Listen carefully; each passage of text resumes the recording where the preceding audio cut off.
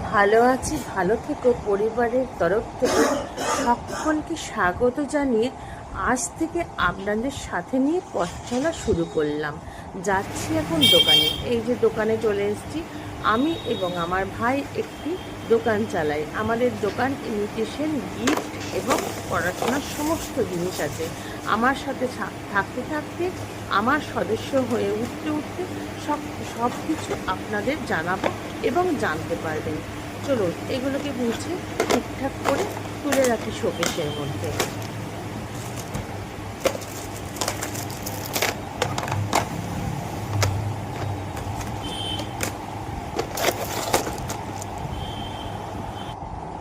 চলে এসেছি বাড়িতে এসে মেশিনে একটু কাপড় জামাগুলো শুকিয়ে নিচ্ছি।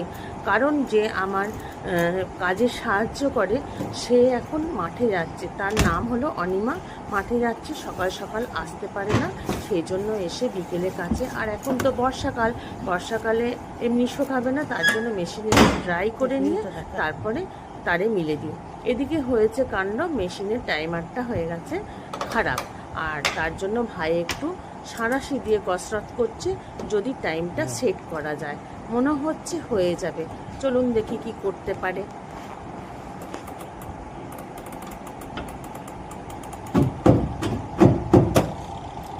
হ্যাঁ, এই যে হয়ে গেছে, মেশিনের টাইম সেট করা হয়ে গেছে।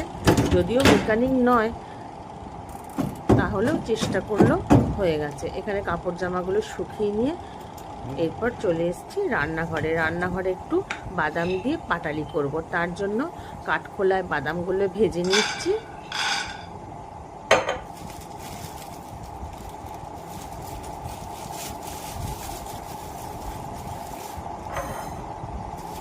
একটু বাদাম কম হয়েছিল, তাই আবার একটা নতুন প্যাকেট খুলে আরও কিছু বাদাম দিয়ে কাঠখোলায় বাদামগুলোকে ভেজে নিচ্ছি, মানে শুকনো কড়াইতে।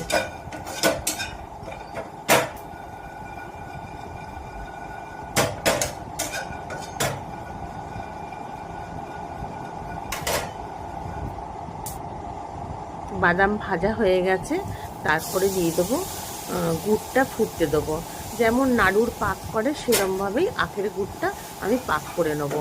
আর বাদামগুলো ভাজা হয়ে যাওয়ার পর ফু দিয়ে, মানে হাওয়া দিয়ে বাদামের খোলাগুলো তুলে নিয়েছি।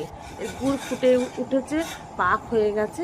এর মধ্যে দিয়ে দেবো এরপর বাদামগুলো।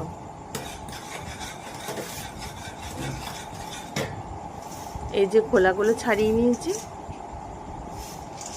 আর এটা সঙ্গে সঙ্গে